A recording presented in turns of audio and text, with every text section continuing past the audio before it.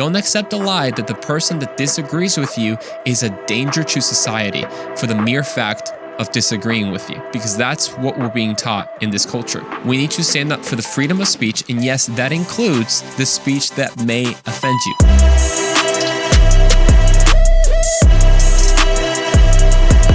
What's up, everybody? Welcome back to the Andrew Roman Show.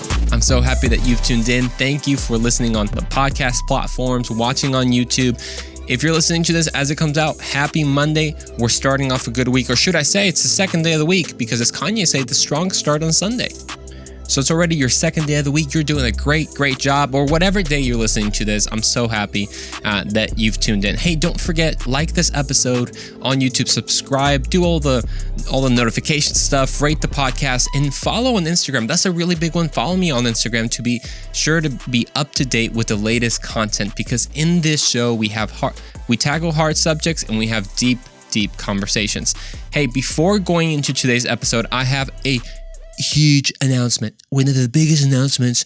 Quite frankly, I've done a lot of announcements, and this is quite frankly the biggest. Is huge announcement. Now, what is that huge announcement?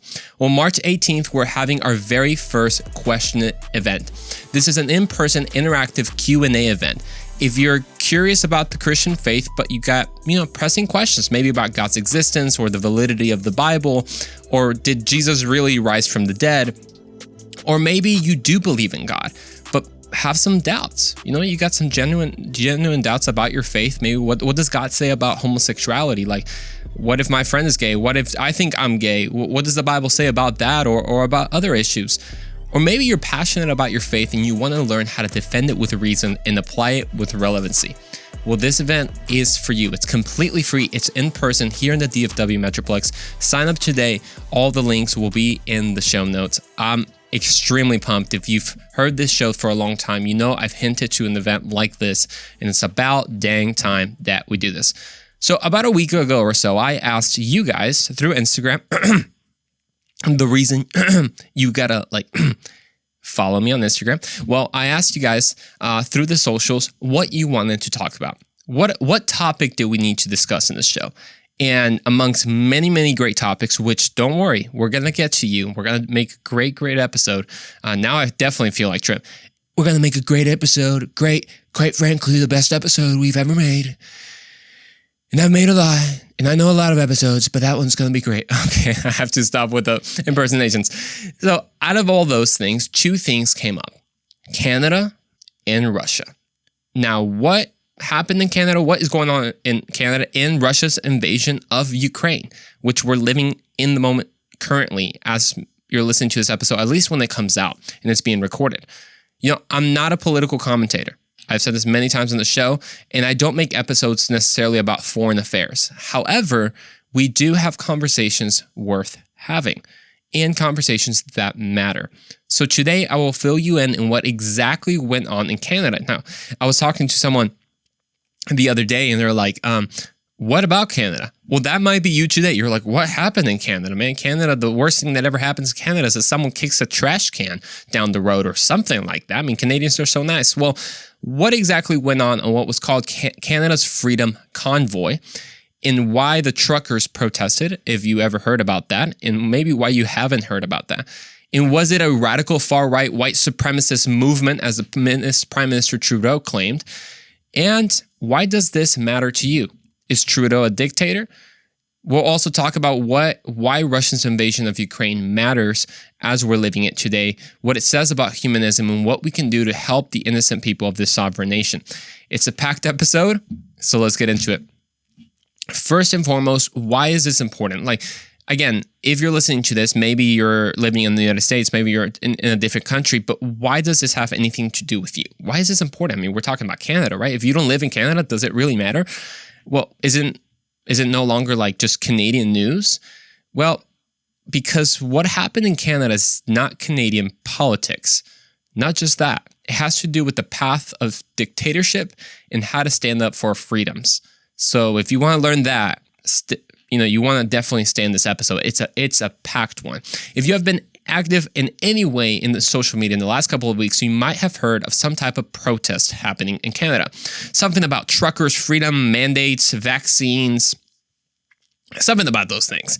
Well, in contrary to what some of the major outlets tried to report, recording only the outside of the protest that shows only just a scattered group of people, nothing organized or impactful, the movement, however, garnered thousands in support, millions in donations, with several hundreds of truckers taking up Canada's capital. Now, why? Were they just there to put a middle finger to their government? Well, kind of. But why exactly were they protesting? Were these just racist anti-vaxxers? Were they protesting against the vaccine? Were they protesting against science? What's going on here? Well, the answer is no to both of those things.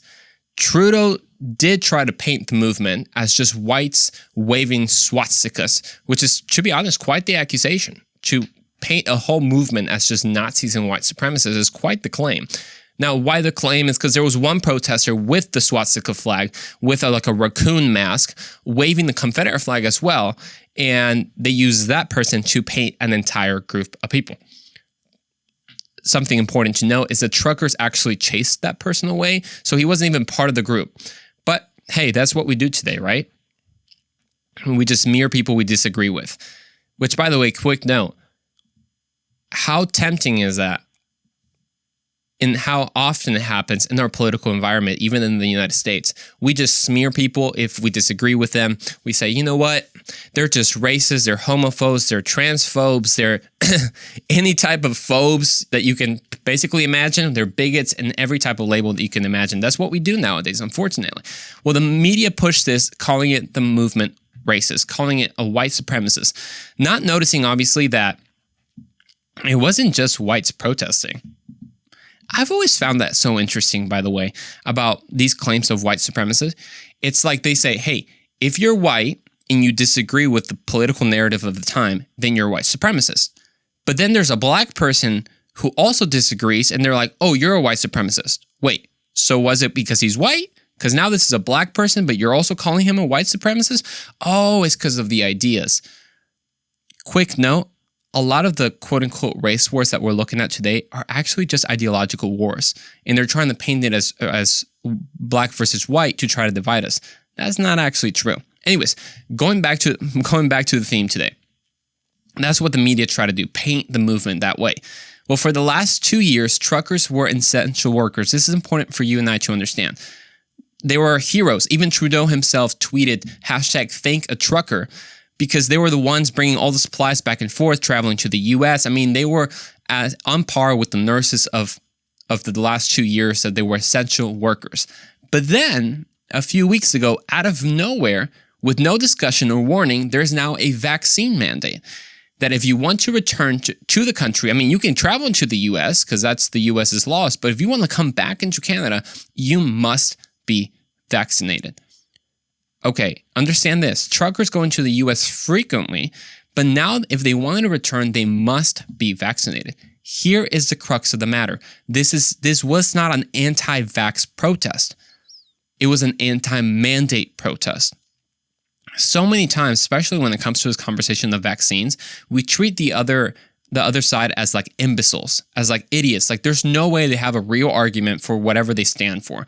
Whether it's the person that got vaccinated, it's like, oh my gosh, if you're a Christian, you got no faith. That's why you got vaccinated. And if the person who doesn't want to get vaccinated, apparently he's a grandma killer and he has no regard for his neighbor or anything like that. Instead, we don't sit down to actually listen to the reasons that someone might want to get vaccinated or might not want to get vaccinated. So we just label it like an anti-vax. Like that person's anti-vax. Oh, that person's anti-science. Maybe they're just anti-mandates.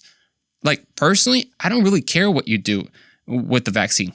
Take the vaccine, don't take the vaccine. I'm just anti-mandates. I'm not anti-vaccines necessarily. I'm just anti-mandates. Well, so that's what this protest was.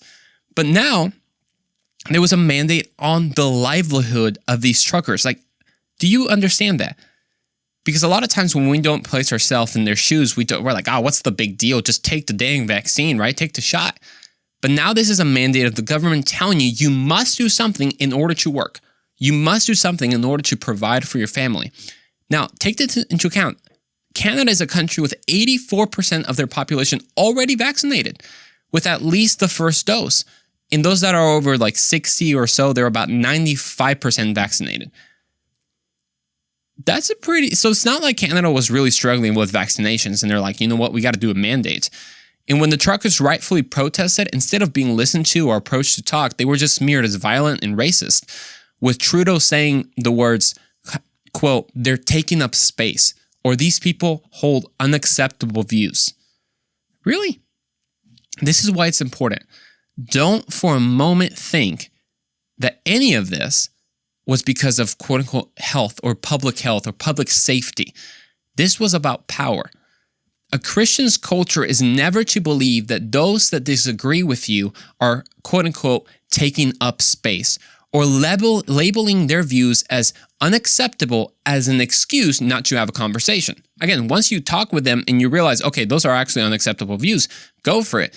But just saying that to marginalize a group of people that you disagree with and not to have a conversation with them is not right. And no Christian should ever have that culture. This movement exposed the bias and the deceit of the media. I want to wake you up to something. Deceit is real. From whatever political party you want to say, doesn't matter. Deceit is real. And the media is very much for that. They just want your attentions and they want the clicks and they want the explosion, the as they say, the anger of people, so they get more views, and that's why they put all these headlines that many times are misleading. This movement exposed the bias in the deceit of the media. I mean, when have you seen a 2.5-week-long protest with not a window smashed, not a burning building, and not one cop attacked? Yeah, it doesn't sound too familiar to some of the protests that we had last year, 2 years ago in 2020. I mean, that's pretty incredible. Making the top Canadian journalist Rex Murphy call this a classic Canadian protest. Now, this I want to do this as a side note. This is crazy. So I was actually preparing for this episode. I kind of looked up what exactly went on in the protest.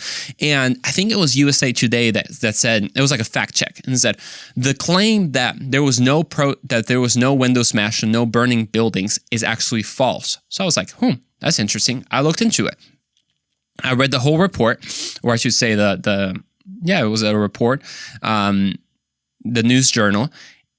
And this was fascinating. Once they actually got to their facts of why the window that there supposedly was window smashed or building burnings, this is literally what they said. They said, the quote or the claim that no windows has been smashed or burning buildings are false. And literally in the same sentence, they went, although no buildings have been found burning, the police force is currently investigating the situation. What? So were there buildings or were there not buildings burning? I'm a little bit confused. But there you see the media bias, right? There you see what the media wants to do. So let's recap what happened in Canada so far. Instead of letting people have the free choice about their own health, they impose a mandate. Then, when the people peacefully protest because of legitimate reasons, they vilify them. And this gets even better. GoFundMe, a fundraising platform used frequently by thousands of people around the world, including during the BLM protests, deplatformed the fund page for the Freedom Convoy that had garnered millions and millions of dollars. That's right. They deplatformed them because they were not the appropriate charity. Actually, what they did is, instead of refunding the donors, as they always do, they would reinvest those funds to, quote, appropriate charities of their choosing.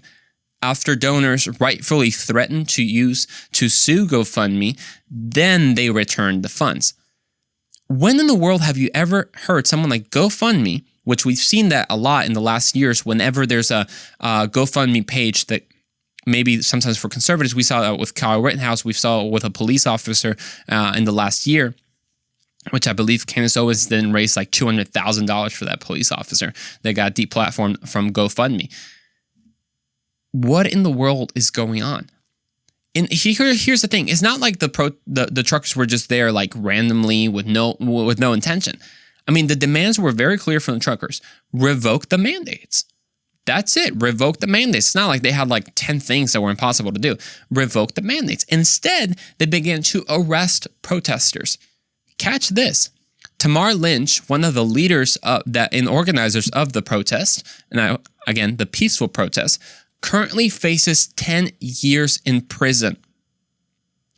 and has been denied bail. I'm sorry, what? So you're telling me if you organize a protest against the government, peaceful protest against the government, not only will they arrest you and threaten you with 10 years in prison, but also deny bail? What is going on? Not even in BLM did we do that for many. I mean, we had celebrities saying, we'll pay the bail for people who even burn buildings. But now we're seeing, at least here in Canada, they say, no. You organize a peaceful protest? There it is. Because what did she do? Did she burn a building? Did she assault a police officer? Nope. She just organized a peaceful protest. And I'm not saying this as like, oh, well, Andrew, you're conservative, so you're just actually saying your side and the biased truth. Which, by the way, that's an oxymoron, biased truth. No. This is the facts of the matter. You can do your own research, as I have done my own research. Then the police rode on horseback through a crowd of protesters, trampling at least 2 in the process. And now they claim that the protesters were being violent, although in our digital age, it's quite surprisingly that there is no evidence of this.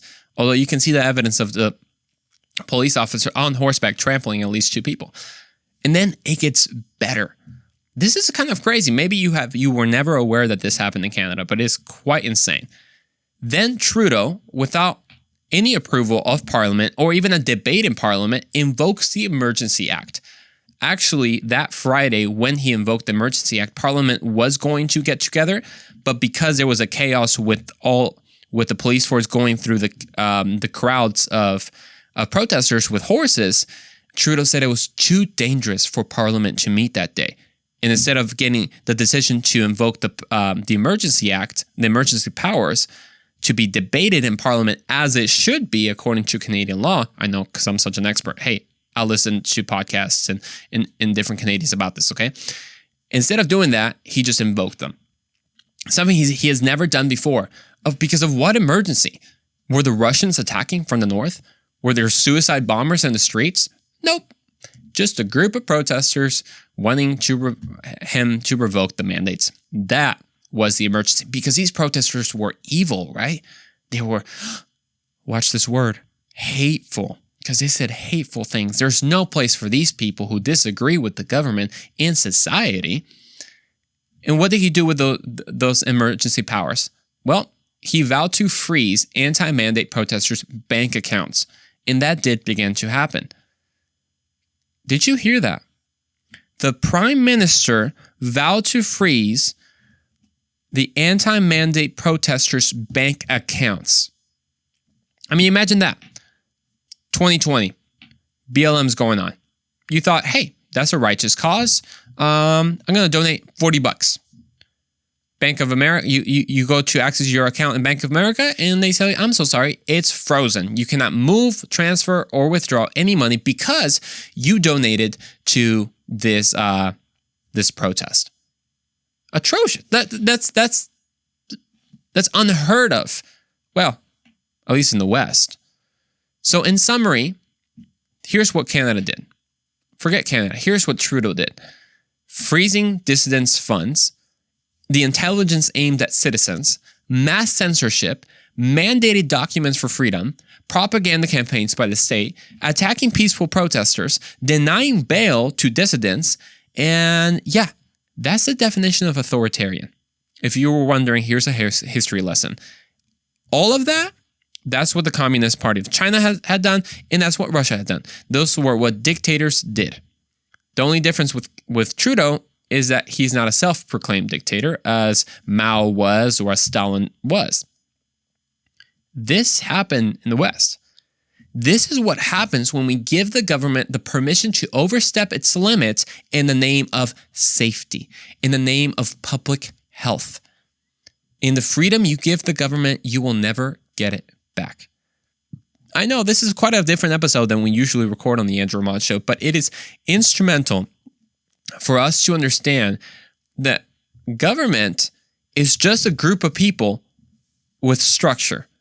Although some structure doesn't make too much sense, does it? So this idea that somehow government is always for your good, that government always knows better. Are you kidding me? Government can be corrupt. And for some, we believe it in some areas, But then somehow we believe that when it comes to, if the government happens to agree with what I want to be done, then it's okay. But government can never overreach its boundaries. The order is this: God over man and man over government. I'm going to say that again. The order is this: God over man and man over government. There is a dangerous overdependence on government right now, as if government was God and government can give you whatever you need. Because it will say that. Every candidate will promise you things he cannot give you or she cannot give you. And just for you to like, free college, free healthcare, free this, free that, free this. Okay. Once you elect them, they turn their back. Because why? Because of deceit, because of mankind. That's how. Now, does that mean that everyone in government is evil? No, of course not. There are some great men and women of values that are, in fact, doing a good job in government. And if that's where you feel your calling, go for it. But you and I cannot give and should stand up whenever the government is infringing on people's rights. And right now, there's an overdependence that we will regret in hindsight. Don't accept the lie that the person that disagrees with you is a danger to society for the mere fact of disagreeing with you. Because that's what we're being taught in this culture. We need to stand up for the freedom of speech, and yes, that includes the speech that may offend you.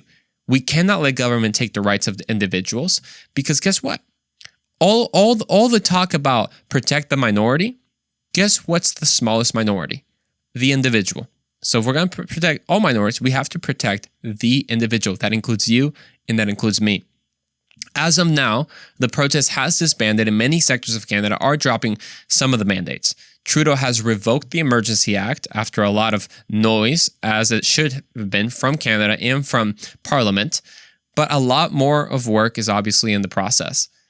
If you're interested in the more in-depth look at what kind of happened in Canada, the philosophy behind it, the movements behind it, listen to a great conversation between two Canadians talking about it, Jordan Peterson and the journalist Rex Murphy. On to the next topic. World War III, folks, is apparently on the doorstep. I feel like a newscast right now. My heart is heavy for the... That's how they talk, right? But it's kind of crazy. Holy cow. Russia has invaded Ukraine. What in the world? What times are we living in? I mean, my heart is extremely heavy for the people of Ukraine. I can't tell you that Thursday morning when we woke up and Russia invaded, it was unreal. I mean, this is the very first time in my life to be on what seemingly seems like the edge of war. It's hard to speak of an event that is so rapidly unfolding right now, but what we know is Russia has invaded a sovereign country. Now, why Putin has done it is obviously debated, although the best bet right now seems to be a desire to restore the territory of the Soviet Union. So it's not necessarily just wanting more natural gas, could be part of it, or just more finances. It's just really, it's imperialistic. That's what it is. And it seems obviously like an end time event, and I will let the experts decipher what that means in eschatology. We won't get into that. But what we do know, that today we have to pray. Now, why prayer? What in the world does prayer do? Because I'll be honest, on Thursday, I was, God, I mean, we always say like, oh, our thoughts and prayers, or we're praying. But what does prayer do? I mean, does prayer do anything for this? The answer is a strong and resounding yes. Prayer does a lot. And we have to pray for our leaders. We have to pray for President Biden to have, first of all, excuse my French, the balls and also the wisdom to do what is right. I cannot imagine being in his position, first of all. So I want to pray for President Biden, all the world leaders to have the wisdom to escalate the situation and protect the innocent trapped in the middle. Obviously, you can listen to great podcasts like Ben Shapiro, who breaks down everything. However, I would like to focus on one specific thing about this issue. Obviously, our prayers for everyone involved, because I'm never a huge fan of like using a tragic situation for like a lesson or anything like that. There was this interesting kind of perspective that I saw, that this event currently shows the failure of humanism. The motto of humanism is, quote, good without a God, end quote. Or at least that was several years ago. Humanisms believe that with enough treaties, enough handshakes, you can tame evil. That if we all agree to not do something, then hey, we all stick to our word, because people are only corrupted by their circumstances. We're told that there's no internal evil inclination within the person. False. Sorry to break it to you, but when you eliminate God from the picture, not only do you eliminate the basis to make claims against evil, but there is also no restraint in man. We need God in the picture. We need to put the fear of God back into these leaders. It's not just, oh, we're going to sanction you. There's a fear of God. There will be eternal consequences for these atrocities. But also, we need God because he's the only one who can truly transform a heart. God doesn't make you a better person. Without him, we're not just bad, we're dead. He actually makes you alive. I love that phrase, that Jesus didn't come to make bad people good. He came to make dead people alive. We all have, regardless of your belief in God, we have a moral compass inside of us, but it is corrupted by sin. When Jesus steps into our lives through his word, we can again gain a clear image of morality in what's right and what's wrong. The truth is, we live in dark times, guys. But as we said before with a different episode, darkness will never extinguish the light. Be encouraged. We need hope nowadays. Do not place your hope on what can come tomorrow. Let tomorrow be tomorrow, as Jesus said. It already has its own troubles. Make your hope and anchor your hope in the only one who can sustain you. Yeah, that's Jesus. Make sure to let me know what other topics you want to cover in this show. Of course, today was kind of unique, foreign affairs, but hey, I always loved talking about something new. I got a lot of you guys, a lot of requests to get to, but don't forget, follow on Instagram so we can answer your questions and talk about your topic on the next episode of The Andrew Ramon Show. We'll see you there.